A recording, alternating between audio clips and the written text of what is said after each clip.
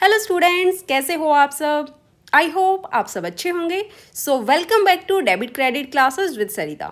सो आज हमारा state PGT commerce MCQ series का डे 34 है और आज के सेशन में हम डिस्कस करेंगे issue forfeiture and re issue of share से रिलेटेड न्यूमेरिकल प्रॉब्लम्स को। अगर वीडियो आपको यूजफुल लगती है तो प्लीज़ लाइक शेयर ज़रूर करें। तो चलिए स्टार्ट करते हैं आज का सेशन।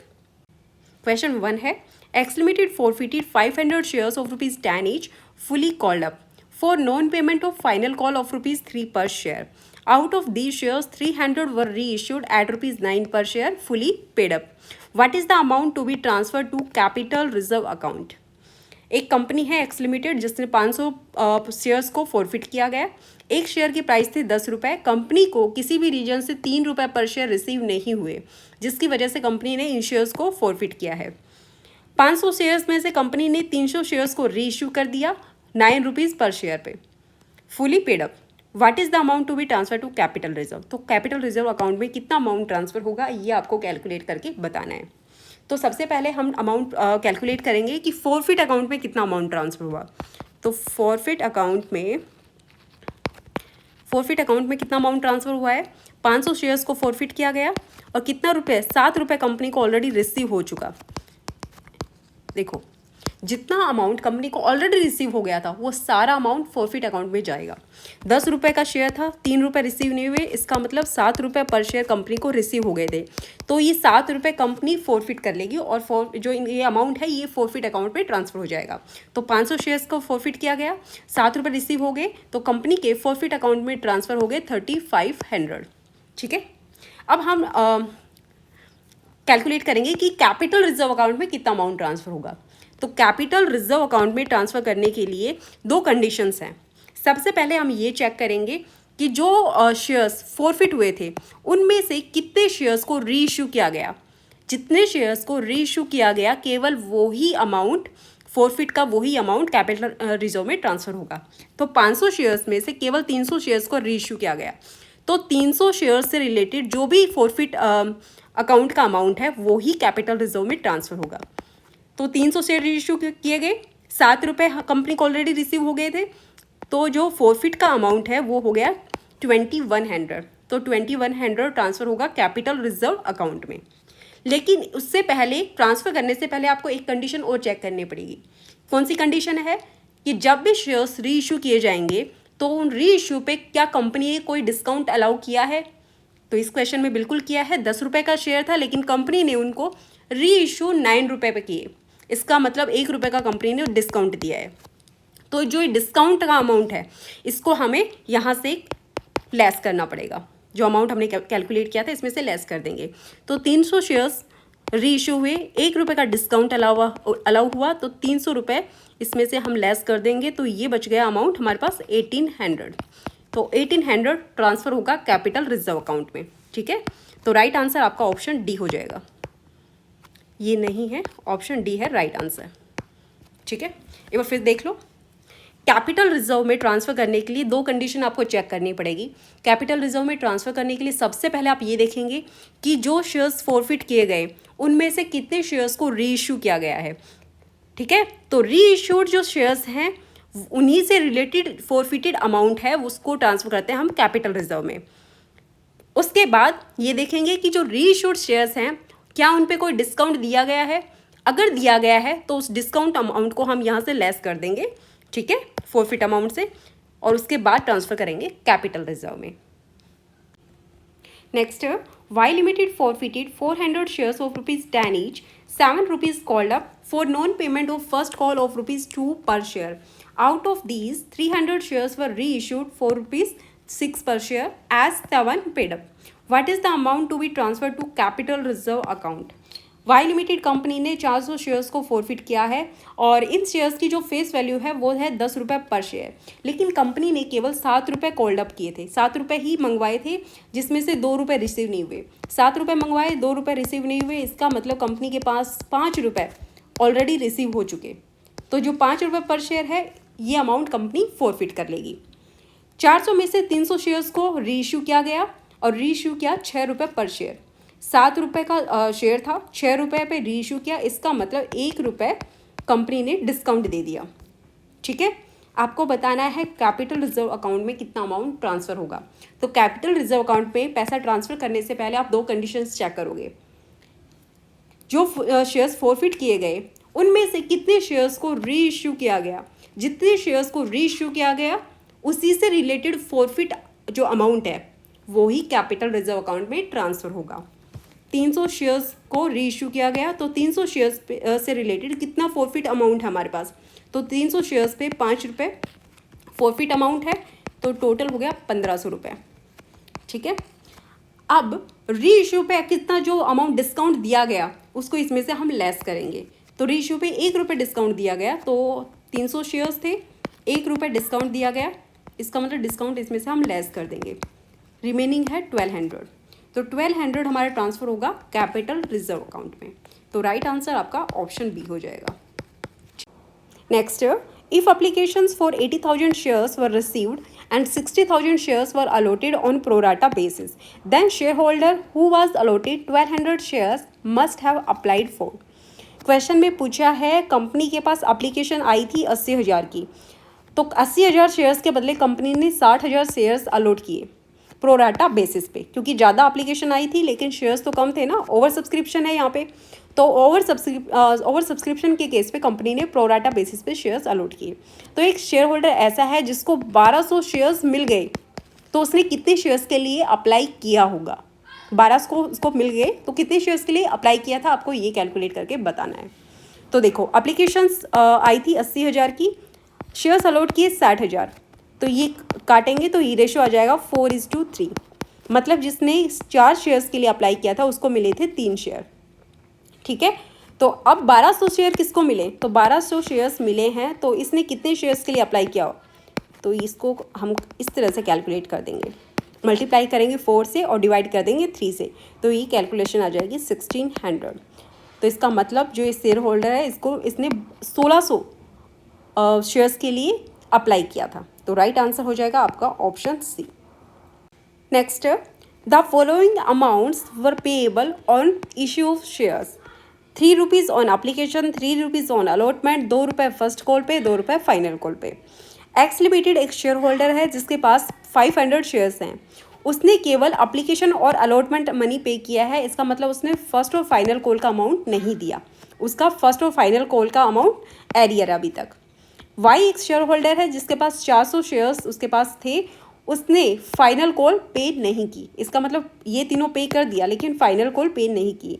तो आपको टोटल अमाउंट निकाल के बताना है कि amount of call in arrears का अमाउंट कितना होगा।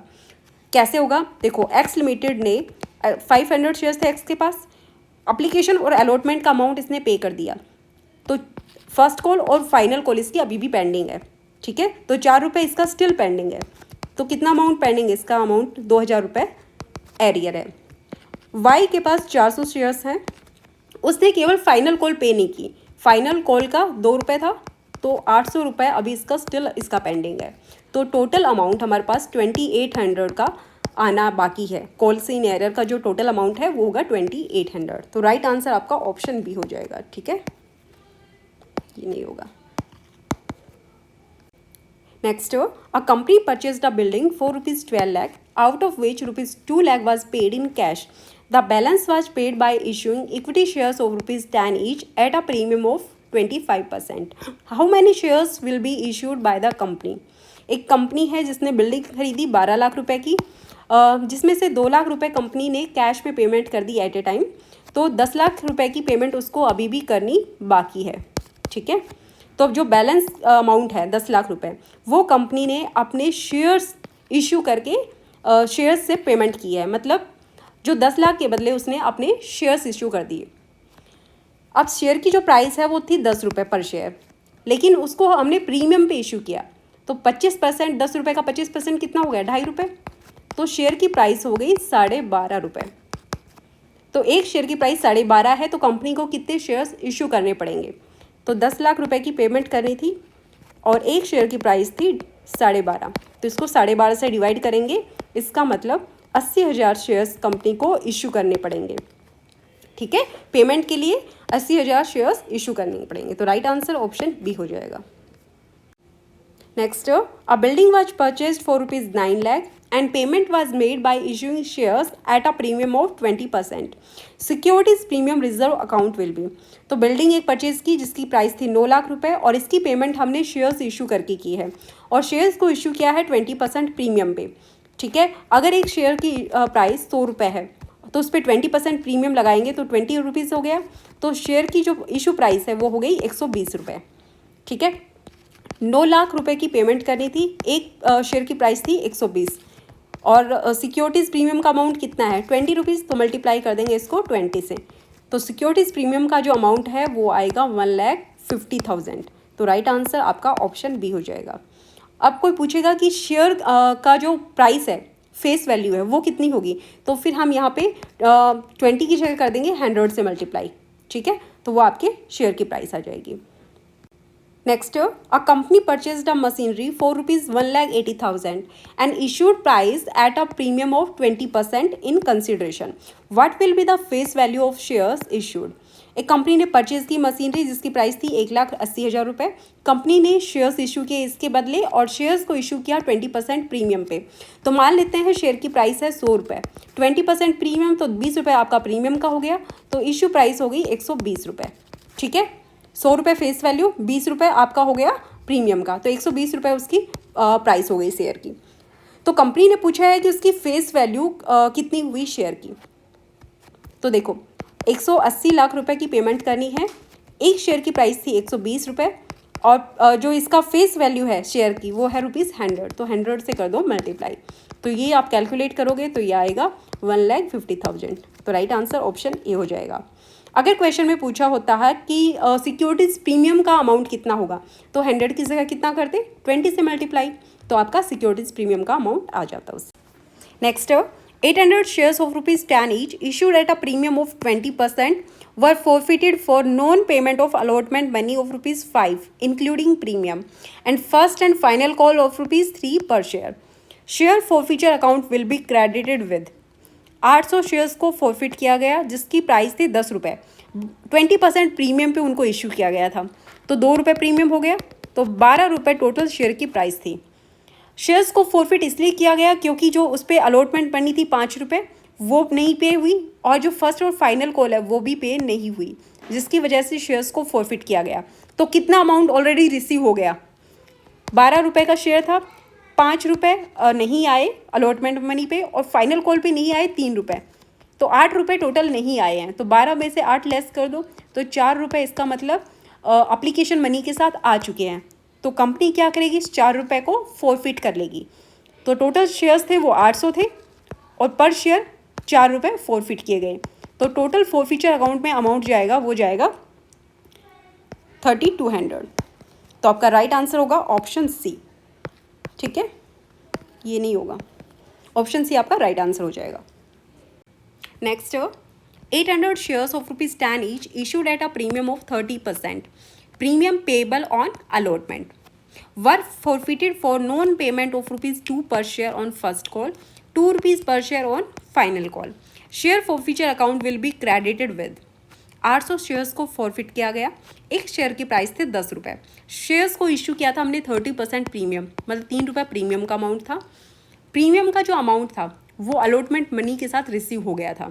शेयर्स को इसलिए फॉरफिट किया गया क्योंकि फर्स्ट और फाइनल कॉल, 2 रुपये की फर्स्ट कॉल और 2 रुपये की फाइनल कॉल, 4 रुपये कंपनी को रिसीव नहीं हुए, जिसकी वजह से कंपनी ने शेयर्स को फॉरफिट किया है। ठीक है, अब एक चीज़ का आपको हमेशा ध्यान रखना है कि जो भी अमाउंट है सिक्योरिटीज़ प्रीमियम का, जो भी अमाउंट होगा सिक्योरिटीज़ प्रीमियम को, उसको हम इग्नोर करेंगे। कभी भी सिक्योरिटीज़ प्रीमियम अमाउंट को शेयर फॉरफिचर अकाउंट में ट्रांसफ़र नहीं करेंगे किसी भी केस में, चाहे आपका सिक्योरिटीज़ प्रीमियम रिसीव हुआ हो या रिसीव नहीं हुआ, दोनों ही केस में सिक्योरिटीज़ प्रीमियम अमाउंट को शेयर फॉरफिट अकाउंट में ट्रांसफ़र नहीं करेंगे। आपको कंसीडर करना है सिर्फ फेस वैल्यू। फेस वैल्यू देखो आप शेयर की, फेस वैल्यू कितनी है 10 रुपये, 4 रुपये रिसीव नहीं हुए थे। ठीक है, तो 6 रुपये ऑलरेडी कंपनी रिसीव कर चुकी थी, इसको इग्नोर करो सिक्योरिटीज़ प्रीमियम को। तो 6 रुपये रिसीव हो गए थे, तो 6 रुपये कंपनी ने शेयर फॉरफिट अकाउंट में ट्रांसफ़र कर दिए। तो 800 शेयर्स थे, 6 रुपये के हिसाब से ये हो गए 4800, ₹4800 आपके ट्रांसफ़र होंगे सिक्योर शेयर फॉरफिट अकाउंट में। तो राइट आंसर होगा ऑप्शन नंबर बी। ठीक है, next, a company forfeited 300 shares of ₹10 each, ₹8 per share called up, on which X had paid application and allotment money of ₹6 per share. Share forfeiture account will be credited with. एक company ने 300 shares को forfeit किया गया था। Share की जो face value है वो ₹10 है, लेकिन कंपनी ने केवल ₹8 ही मंगवाए थे। ₹10 में से कंपनी ने केवल ₹8 ही कॉल्ड अप किए थे। एक शेयर होल्डर है जिसने एप्लीकेशन और अलॉटमेंट मनी ₹6 पे कर दिया, लेकिन बाकी का जो रिमेनिंग मनी है वो पे नहीं कर पाया, जिसकी वजह से कंपनी ने उसके शेयर्स को फॉरफिट कर लिया। तो आपको बताना है शेयर फॉरफिचर अकाउंट में कितना अमाउंट ट्रांसफ़र होगा। देखो, कंपनी ने ₹8 मंगवाए थे, तो ₹8 में से ₹6 वो ऑलरेडी पे कर चुका, तो इसका मतलब ₹2 ही रिसीव नहीं हुए थे। ठीक है, ₹8 पे कर चुका है तो कंपनी के पास ₹6 आ चुके ना, सॉरी ₹8 में से ₹6 कंपनी के पास आ चुके, तो जितना अमाउंट कंपनी के पास आ चुका वो सारा फॉरफिट अकाउंट में ट्रांसफ़र हो जाएगा। तो 300 शेयर्स थे और ₹6 ऑलरेडी रिसीव हो गए, इसका मतलब ₹1800 कंपनी ने फॉरफिट अकाउंट में ट्रांसफ़र कर दिए। तो राइट आंसर ऑप्शन आपका बी हो जाएगा। Next, 400 shares of ₹10 each issued at a premium of ₹3 per share, on which the full amount has been called and ₹8 per share, including premium, has been received, are forfeited. The share forfeited account should be credited with. 400 shares को forfeit किया गया, उसकी face value थी share की ₹10, ₹3 premium पे issue किया था share, company ने पूरा ₹10 ही मंगवाया था, फुल कॉल्ड अप वैल्यू है, जिसमें से ₹8 पर शेयर इंक्लूडिंग प्रीमियम रिसीव हो चुका था कंपनी को, और बाकी का अमाउंट रिसीव नहीं हुआ, जिसकी वजह से शेयर्स को फॉरफिट किया गया। आपको बताना है शेयर फॉरफिट अकाउंट में कितना अमाउंट ट्रांसफ़र होगा।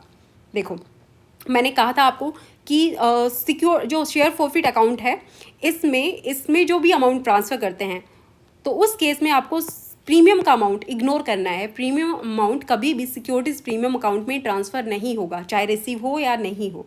तो यहाँ पे जो ₹8 पर शेयर कंपनी को रिसीव हुए थे, इसमें ₹3 इंक्लूड है प्रीमियम के, तो ₹8 में ₹3 प्रीमियम के इंक्लूड है, इसका मतलब केवल कंपनी को फेस वैल्यू में से ₹5 ही रिसीव हुए थे। ठीक है, तो कितना अमाउंट रिसीव हुआ है? ₹5 पर शेयर, और 400 शेयर्स फॉरफिट हुए हैं और ₹5 कंपनी को ऑलरेडी रिसीव हुए हैं, तो आपको 2000 अमाउंट है वो ट्रांसफ़र करना पड़ेगा सिक्योरिटीज़ प्रीमियम अकाउंट। तो राइट आंसर आपका ऑप्शन बी हो जाएगा। Next, if a share of ₹100 on which ₹60 has been paid is forfeited, it can be reissued at a minimum price of. Company का एक शेयर है जिसकी फेस वैल्यू है 100, company को उस पर ₹60 रिसीव हो चुके, ₹40 रिसीव नहीं हुए, ₹40 रिसीव नहीं हुए, इसी की वजह से शेयर्स को फॉरफिट किया गया। तो कितने रुपए रिसीव हुए थे? ₹60। तो ₹60 रिसीव हुए, इनको कंपनी ने फॉरफिट अकाउंट में ट्रांसफ़र कर दिया। अब कंपनी पूछ रही है कि जब इन शेयर्स को री इशू किया जाएगा तो मिनिमम कितने प्राइस पे री इशू करना पड़ेगा। ₹100 की फेस वैल्यू है ना, तो ₹100 के शेयर को कितने पे री इशू कर सकते हैं वो बताना है मिनिमम अमाउंट। तो देखो, कंपनी जब री इशू करती है तो मैक्सिमम कितना डिस्काउंट दे सकती है? मैक्सिमम उतना ही डिस्काउंट अलाउ कर सकती है जितना अमाउंट उसने शेयर्स फॉरफिट किया है। अगर उसने ₹60 पर शेयर अमाउंट फॉरफिट किया है तो वो ₹60 का ही डिस्काउंट दे सकती है री इशू में। ठीक है, तो ₹60 का जब मैक्सिमम डिस्काउंट दे सकती है, इसका मतलब उसको ₹40 पे शेयर तो इशू करना ही पड़ेगा। ₹40 से कम पे शेयर इशू नहीं कर सकती, मिनिमम ₹40 पे शेयर इशू कर सकती है और मैक्सिमम वो ₹60 पे डिस्काउंट दे सकती है। तो राइट आंसर आपका ऑप्शन नंबर सी हो जाएगा कि मिनिमम आपको ₹40 पे शेयर इशू करना ही पड़ेगा। Next, P Limited forfeited 150 shares of ₹10 each issued at a premium of ₹2 per share for non-payment of final call of ₹3 per share. Out of these 150 shares, 100 shares were reissued at a ₹11 per share. How much amount would be transferred to capital reserve account? 150 shares को forfeit किया गया, share की price थी ₹10, ₹2 premium पे issue किया गया, final call ₹3 receive नहीं हुई, जिसकी वजह से शेयर को फॉरफिट कर लिया गया। ठीक है, तो इनमें से 150 शेयर्स में से 100 शेयर्स को रीइश्यू किया गया 11 रुपये पे। तो आपको बताना है कैपिटल रिजर्व अकाउंट में कितना अमाउंट ट्रांसफ़र होगा। तो कैपिटल रिजर्व में अमाउंट ट्रांसफ़र करने के लिए 2 कंडीशन थी। पहली कंडीशन थी कैपिटल रिजर्व में केवल वही अमाउंट ट्रांसफ़र होगा जो पहले फॉरफिट हो चुका और फॉरफिट करने के बाद उसको रीइश्यू किया गया। तो रीइश्यू कितने शेयर्स हुए हैं? केवल 100 शेयर्स। तो जो 100 शेयर्स से रिलेटेड जो भी फॉरफिट अमाउंट था वही ट्रांसफ़र होगा कैपिटल रिजर्व में।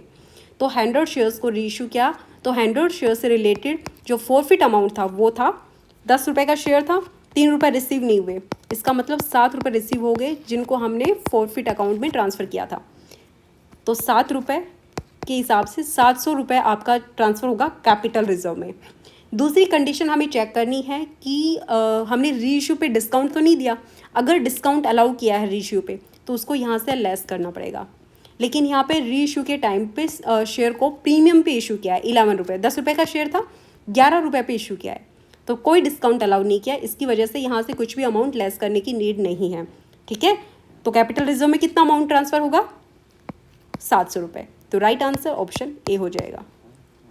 Next, 1000 shares of rupees 10 each issued at a premium of 30%, premium payable on allotment, were forfeited for non-payment of rupees 2 per share on first call and 2 rupees per share on final call. Share forfeiture account will be credited with. Company के 1000 shares को forfeit किया गया है। Share की face value है 10 रुपये। Share को premium 3 रुपये के प्रीमियम पे इशू किया गया। ठीक है, कंपनी को 2 रुपये फर्स्ट कॉल और 2 रुपये फाइनल कॉल पे रिसीव नहीं हुए, तो मतलब टोटल 4 रुपये कंपनी को रिसीव नहीं हुए, जिसकी वजह से शेयर को फॉरफिट किया गया था। तो 10 रुपये का शेयर था, 4 रुपये रिसीव हो गए, तो कितने 4 रुपये रिसीव नहीं हुए, तो 6 रुपये रिसीव हो चुके ना। इसका मतलब 10 में से 4 माइनस कर देंगे, 6 रुपये रिसीव हो चुके। तो फॉरफिट अकाउंट में कौन सा अमाउंट ट्रांसफ़र होगा? 1000 शेयर्स मल्टीप्लाई बाय 6 रुपये, तो ये हो गया 6000। तो राइट आंसर आपका ऑप्शन बी हो जाएगा। ठीक है, प्रीमियम को कम्प्लीटली इग्नोर करना, क्योंकि प्रीमियम का अमाउंट आपका फॉरफिट अकाउंट में नहीं जाएगा। तो आज के लिए इतना ही, बाकी हम नेक्स्ट क्लास में कंटिन्यू करेंगे। और प्लीज़ वीडियो को लाइक ज़रूर कर दें और अपने फ्रेंड्स के साथ भी शेयर करें। Thank you so much.